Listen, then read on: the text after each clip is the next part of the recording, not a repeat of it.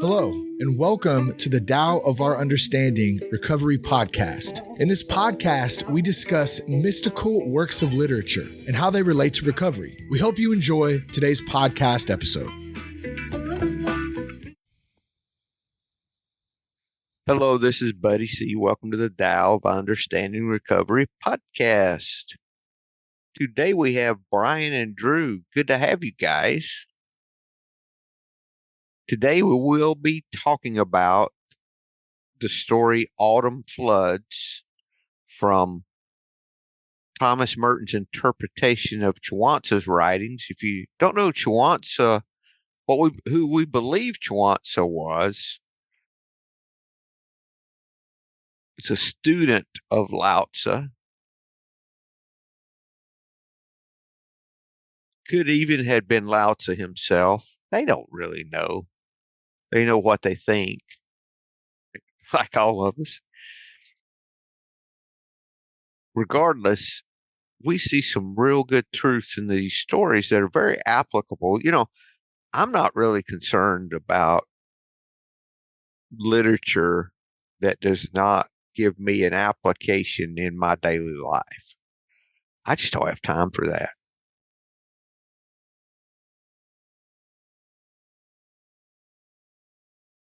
I'm not interested in intellectual,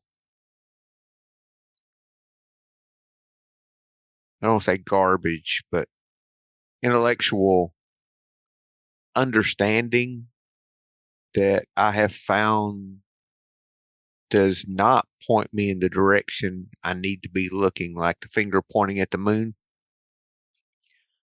Intellectualism seems to point the finger at itself.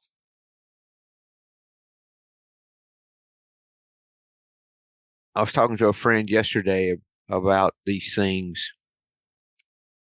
and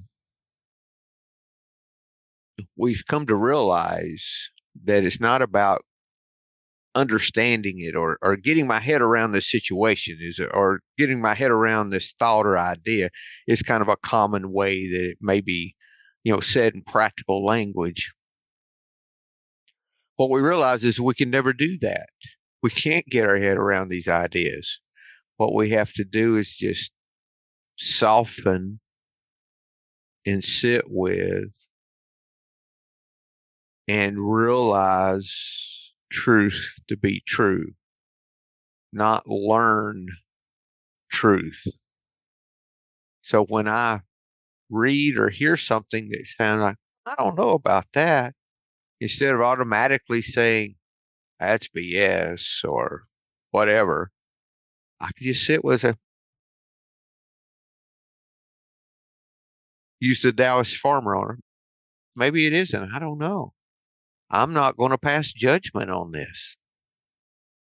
Doesn't mean I'm going to wholeheartedly believe something that seems kind of wacky some way. But I have to be, and one way I can judge truth, though, if I'm hearing something that doesn't seem to line up with my thinking in some way, I can ask, how else have I seen this same truth? Are there other views that have given me this same idea I may have overlooked or I may not be noticing? Because truth is not going to come at you in one direction, or it hasn't me. Truth always is more of an awareness from multiple sources rather than one source that's an outlier that's totally different than everything else. That's normally not the case for me. What's the Bible phrase with that? Something to do with two or three witnesses with every let every I'm just gonna look it up.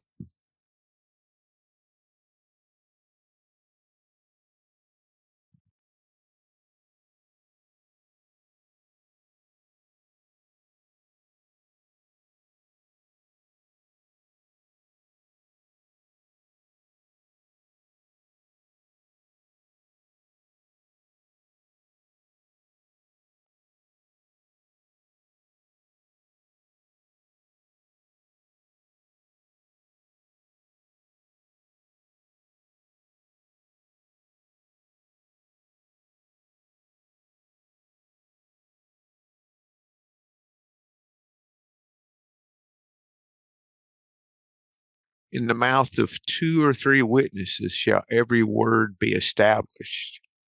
That's in 2 Corinthians 13:1. And I think that applies, actually,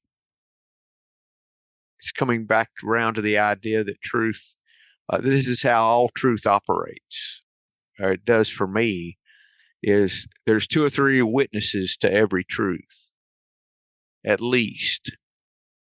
So if you hear something anytime that just kind of seems out there, you should be hearing that, in my opinion, from two or three different, at least, sources.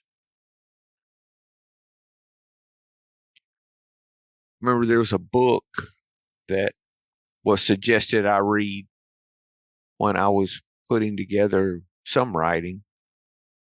I think when I was writing the Powerless but Not Helpless book.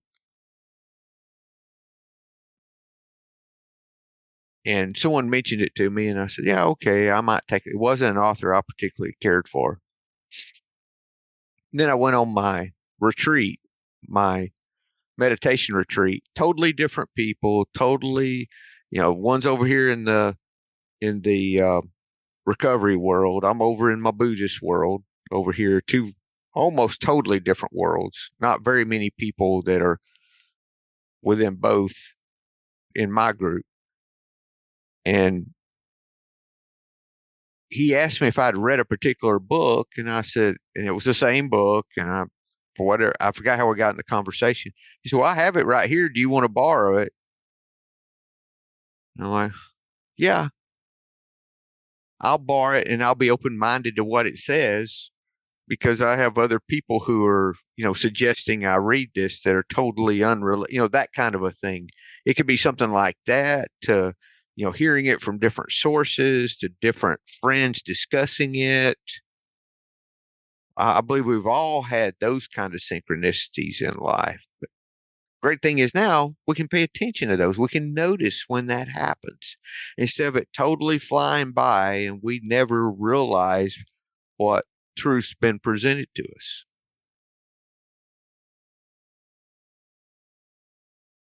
Don't know who needed that, but whoever did, be grateful for it. Maybe we needed it. Maybe I needed it. I don't know. Okay, we do want to talk about a couple of resources, one resource and one synchronistic moment before we move forward with the story today. I want to repeat the same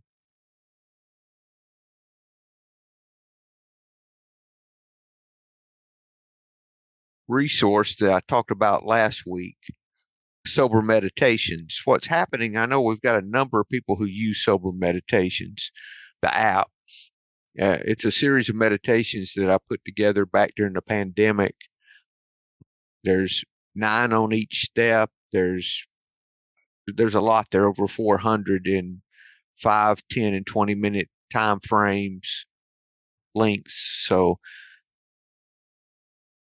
what I got notification just a couple of weeks ago that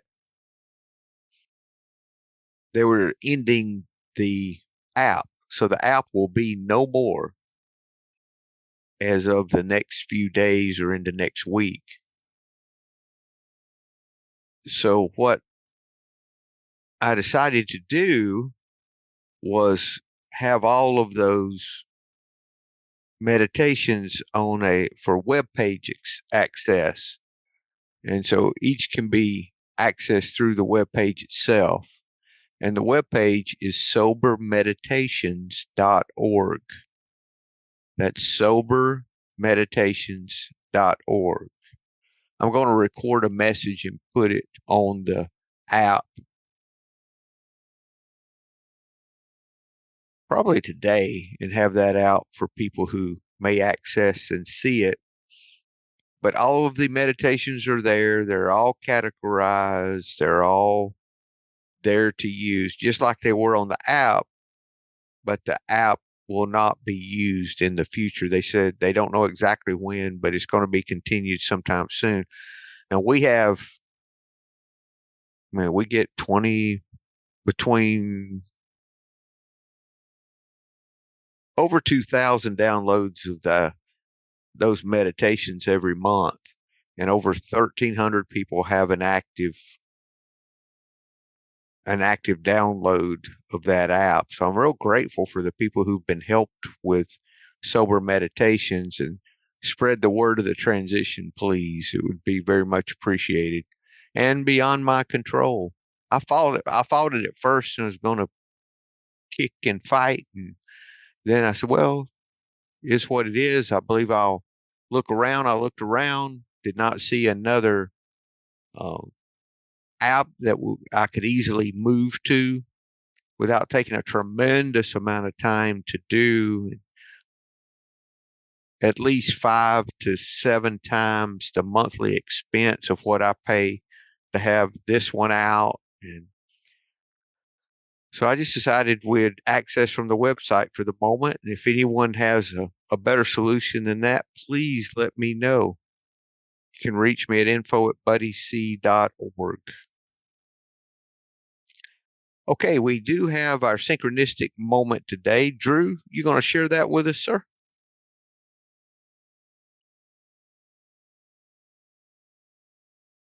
Yeah, I I'd noticed a couple days ago that my my selfishness and self-centeredness and stuff like that had been increasing a little bit. Nothing bad, but it was it was more than I was comfortable with, and something was telling me, hey, this is something you need to pay attention to. Maybe look into being a little bit kinder, a little more generous. And I was actually thinking about that on the way to work yesterday. How I needed to be a little less self-centered, a little less selfish. And I went into the break room to make some coffee. And in the break room was a coworker of mine. She's very, very devout Muslim. She wears, the head coverings all the time. I've never seen her without it. And, the long flowing, billowing clothing. She's a IT worker, brilliant IT worker, and one of the nicest people you'll ever meet. She was in front of the little oven we have in there, and she had this bread in front of her, and I recognized it. I said, "Hey, is that chapati bread?" And she said, "Yeah, it is. I made it. Please have some." I said, "Oh, no, I don't want to take your breakfast. It's that's all you." She said, "No, you know what it is. I'm sure you like it. Here, have some." And I kept saying no, and she said, in my culture, I'm blessed when I share what I have with others. You would really be doing me a favor by taking some of the bread. I was like, well, I'd hate to stand in the way of you being blessed. So okay. So So good of you, Drew. I'm very proud of you. That's right. I know. So I pulled off a little piece, the size of a quarter, and ate it, and it was really good. And she said, "Come on, that's not enough. You need to take more." So Okay. I tried to tear a little bit more off, and a huge chunk came off when I tore it. And I apologized. She was like, "No. The more you have, the happier I am." I was like, oh man, of all the days to run into somebody who's like just so giving and like wants me to have her breakfast. And it's she was I needed this influence to come into my life right now. So she was somebody who I needed to run into at that moment. And our paths rarely cross, unfortunately. So that was a good little moment of synchronicity. You know, me thinking that I need to be a little less selfish, a little less grasping, a little less holding on to things, and running into this person who wanted me to have as much of her breakfast as I could. Thank you, Drew.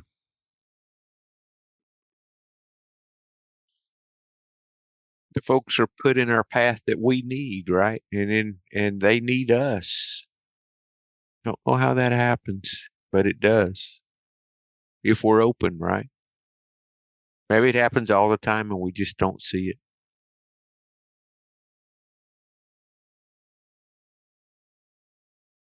Hmm.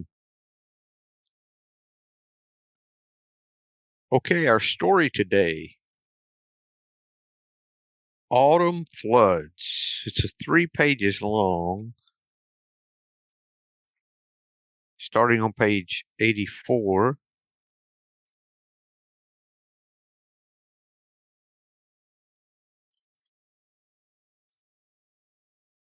I'm just going to read the first paragraph before we get into the stanzas, and let's see what that has for us. The autumn floods had come. Thousands of wild torrents poured furiously into the Yellow River. It surged and flooded its banks until, looking across, you could not tell an ox from a horse on the other side. Then the river god laughed, delighted to think that all the beauty in the world had fallen into his keeping. So downstream he swung until he came to the ocean. There he looked out over the waves toward the empty horizon in the east, and his face fell. Gazing out at the far horizon, he came to his senses and murmured to the ocean god. The proverb is right. He who has got himself 100 ideas thinks he knows more than anybody else. Such a one am I. Only now do I see what they mean by expanse.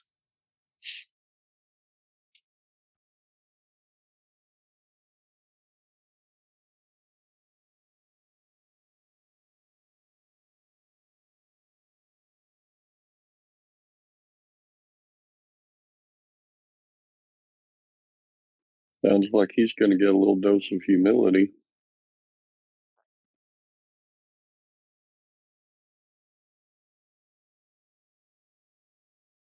I haven't heard that proverb before. He who has got himself 100 ideas thinks he knows more than anybody else.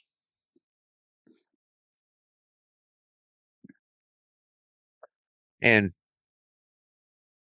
for my Christian friends, don't get hung up, please, on the God of this and the God of that. That's just a way of telling the proverb. It's not that they actually, in the story, were thinking that there was a God for the river and a God for the ocean, that kind of thing. I would not get hung up on that. I certainly don't. It's just a way of telling the story and giving some personality to who in the story is being affected.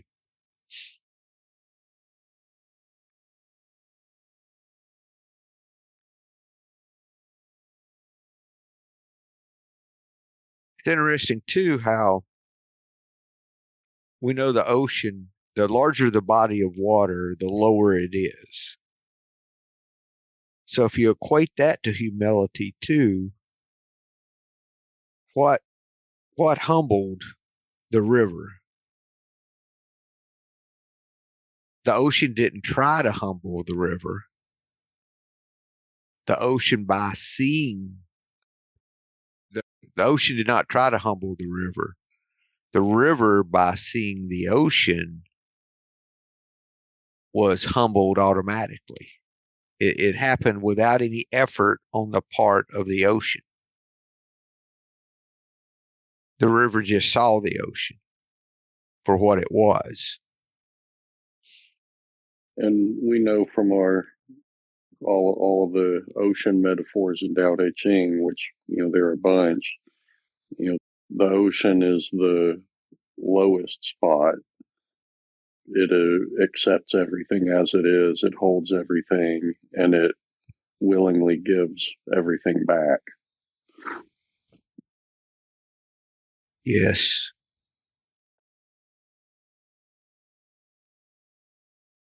Okay, so the river got prideful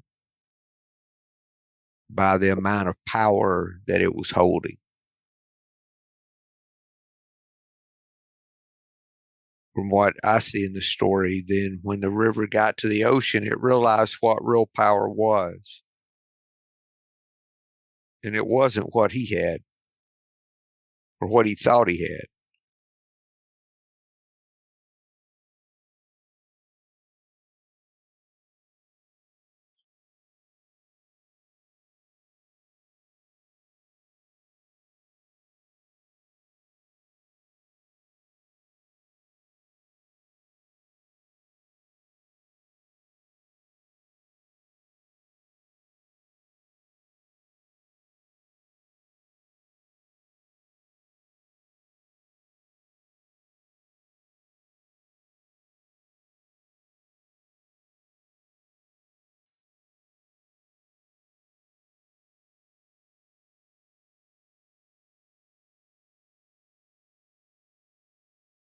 You guys ready to go on to the stanzas, or is there anything else there?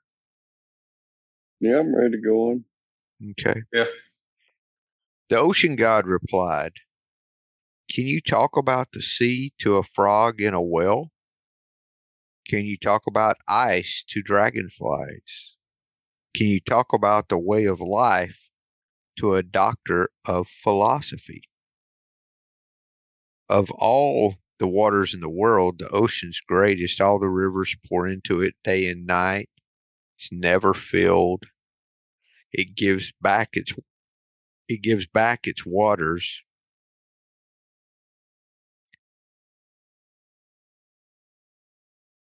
Let me read that again. It is never filled. It gives back its waters day and night. So rivers pour in. It gives back water day and night.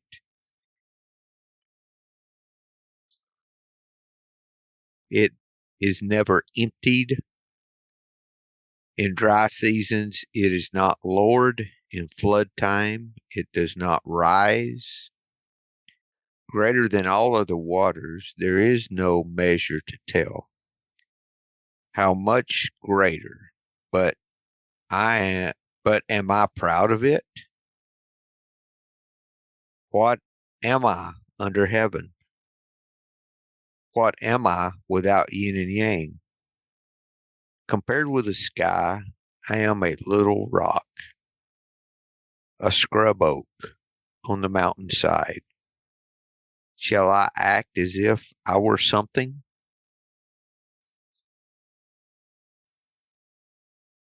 Let's review that portion.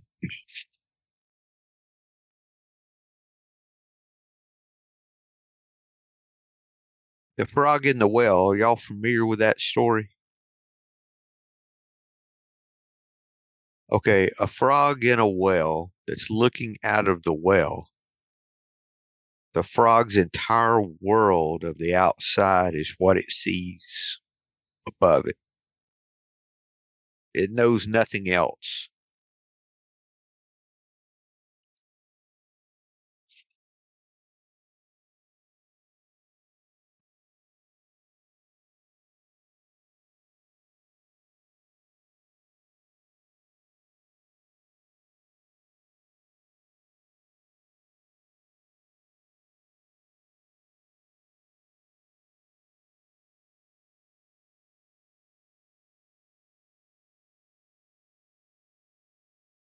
Okay, here's the story itself of a frog in a well. And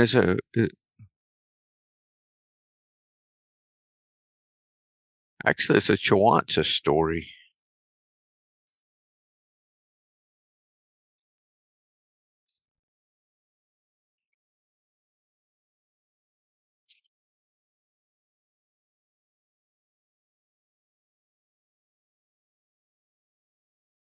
Once there was a frog living at the bottom of a well. He said to a turtle from the eastern sea, I am so happy. I jump about the railings of the well, rest on the ledge of the bricks. When I swim in the water, I support my arms under my chin. When I scrabble in the mud, my feet are buried in the soft clay. I interact with crabs and play with minnows. No one is like me, and I dominate the little pool of water in this well. Isn't it wonderful? Why don't you come down and see? So he's talking to a turtle of the sea outside of the well. The turtle tried, but could not enter the well. Then the turtle said, 1,000 miles cannot describe its vastness. 1,000 fathoms cannot measure its depth. In Yu's time, there were floods 9 out of 10 years, yet the sea did not increase. In Tang's time, there were droughts 7 out of 8 years, yet the cliffs did not decrease. The sea does not change with time or by how much water enters or leaves. This is the great joy of the Eastern Sea. When the frog heard this, he was stunned, for he realized his world, the well, was only a small circle of sky compared to the boundless sea.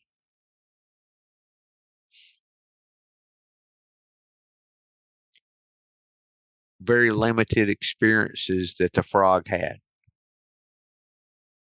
We don't know what we don't know. I can be so confident that I have the right answer, but that answer is only based on the size of the well that I'm in. And we're all in a well. Would like to think we're not, but I'm of that we all have the boundaries of what we perceive. And I know for sure my perception is not entirely correct.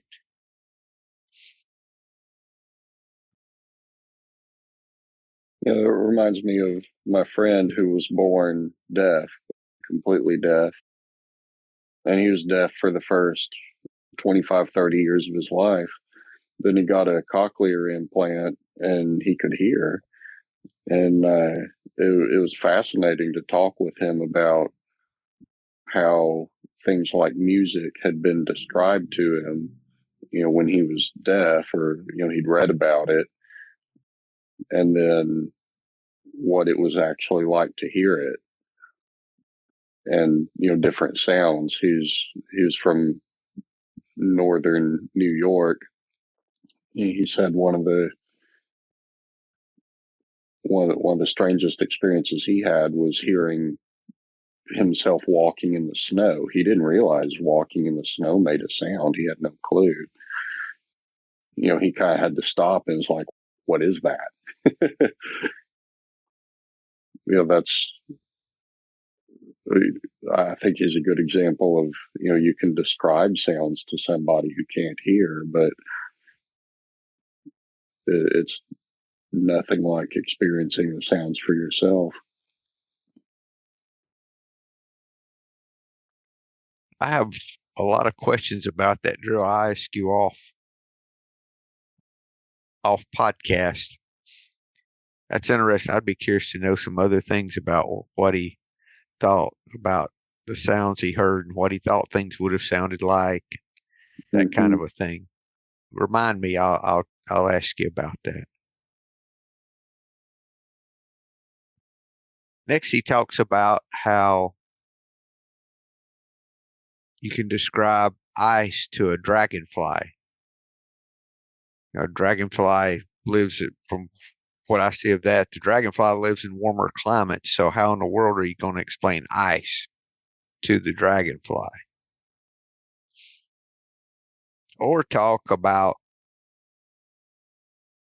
a way of life to a doctor of philosophy. I don't quite get that. Do y'all have?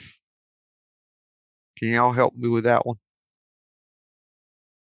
I thought think it, I philosophy think, was. I thought that's what it. Go ahead, Drew. I think it ties back into what you were saying at the very, very beginning about, listening to people intellectualizing. Mm-hmm. And, you can intellectualize all you want, but, it doesn't come close to actually going out and experiencing it. This kind of reminds me, a little while ago, I went out with, not really friend, people I know at the meditation center I go to. Went out to dinner with them, and they started having discussions about, well, how do we know that we aren't living in a simulation? And they went off on that, and I couldn't really care less. Like you were talking about, what's the applicability if Yeah. if we're living in a simulation or not? How does that affect what I do from day to day and what my values are and how I treat people, how I treat myself? So I think it's kind of like that. You can, Oh, okay. I get it. Yeah. yeah, Yeah. Because the doctor of philosophy's he's interested in philosophizing, right? That's hmm what he wants to do, and that's not living. Ah, I see the difference. Thank you. discussing ethics all day rather than living ethically. Discussing how to do something rather with no practical experience of doing it. hmm Like I think we talked about a week or two ago with our current state of college teachers, college professors.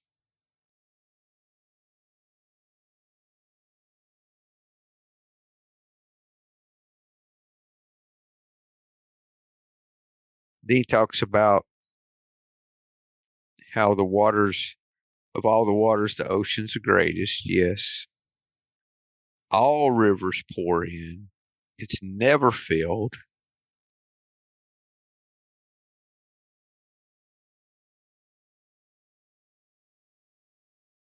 It gives back continually through the water cycle.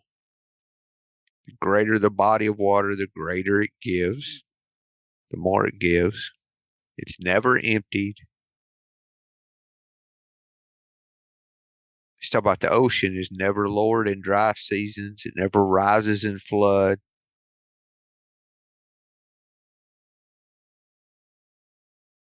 Of course, you've got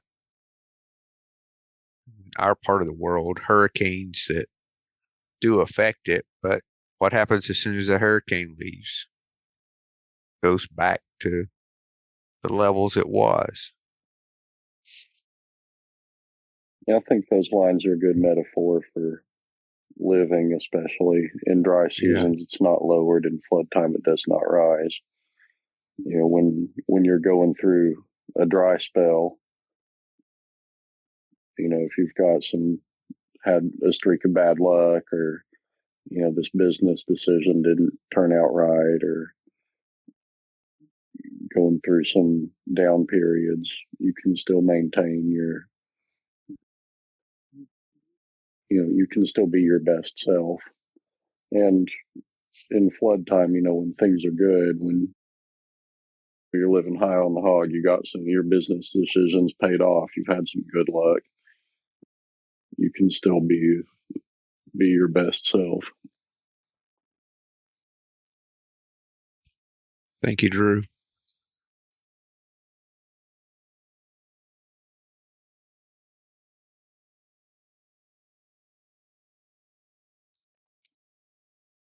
greater than all other waters. There is no measure to tell how much great. What am I? How much greater? But am I proud of it? He's talking about the ocean talking here. When am I? What am I under heaven?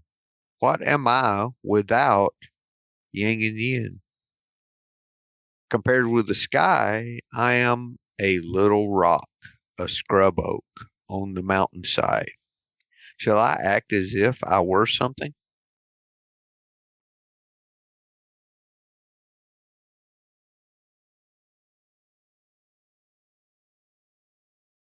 One thing about the ocean, too, is the ocean has to let go of what enters it, has to allow everything in, not reject any.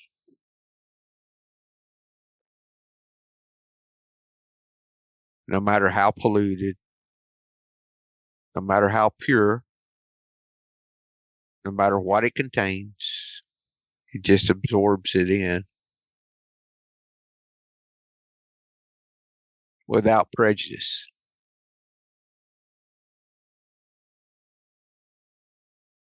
Whole different attitude the ocean than the river was having, and a whole different attitude than what I can have. Buddy, I was thinking, about the words you use without prejudice with what Drew was saying. When Drew finished up, I was thinking, I could either be in fear or I could be in ego. I could be in fear the well is run dry, or I could be in ego and say, you know what, I got all this figured out. If it's good. And we know that ego is just a tool of fear. So it's ultimately fear. It's ultimately just fear, right? Yeah. I can be in fear or I can be in more fear. Yes. or I can be in virtue or compassion. Yeah. And accept. One or the other. This way of virtue. Yeah. The ocean's in the way of virtue. That's what the Tao Te Ching is the book of the path of virtue. The whole Tao path is a path of virtue, much like Drew's Muslim friend was talking about.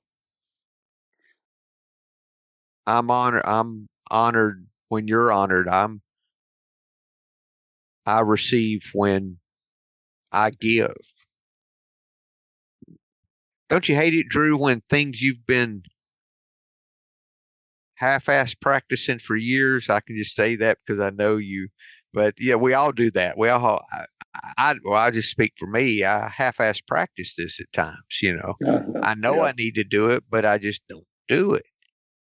And then someone else comes along and shows me, and I'm like, I could take the attitude there of what? Why are they? And just get all aggravated that they're showing me something that I know. Of course, I know that. Mm-hmm. But I'm not living it. So it doesn't matter what I know if I'm not living it, right? No, and the few times I do actually practice it, I'm all proud of myself, and I'm oh, I'm so good, I'm a good person, and I know for a fact that she didn't think that way at all, because that's how she lives her life. It's just she was the ocean in that regard, right? She was the ocean, I was the river, for sure. Maybe one day, Drew. I'm a scrub oak. You're a scrub oak? Yes. That's a moment by moment thing. So we can be the scrub oak at one moment, and then we can be the ocean at another. Scrub oaks are important. they provide a purpose. Yeah, it's our attitude toward ourselves. If we can be the ocean with the attitude of a scrub oak, Mm-hmm. that's the gift. Anything else before we close? I think we had a good discussion today. I don't want to just go through and recap the whole thing, but can we be Can we be the ocean? Can we have the attitude that the ocean is having? Which is not the attitude that fear would have if fear were the ocean. It'd be the opposite. You see the ego and how great I am, and look at how much more I do than anyone else, blah, blah, blah, blah, blah, blah, blah. Or can we have the humble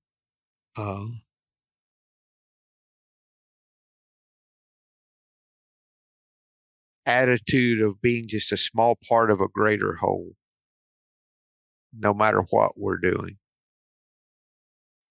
One way I do keep in check with that, as far as service goes, I know that whatever service I am doing, that if I was not doing it, someone else would. I I firmly believe, just from my experience, that it's the person in need that draws the help, not the person who has the help to give that draws the need. See, it's like, I think the student draws the teacher, not the teacher draws the student.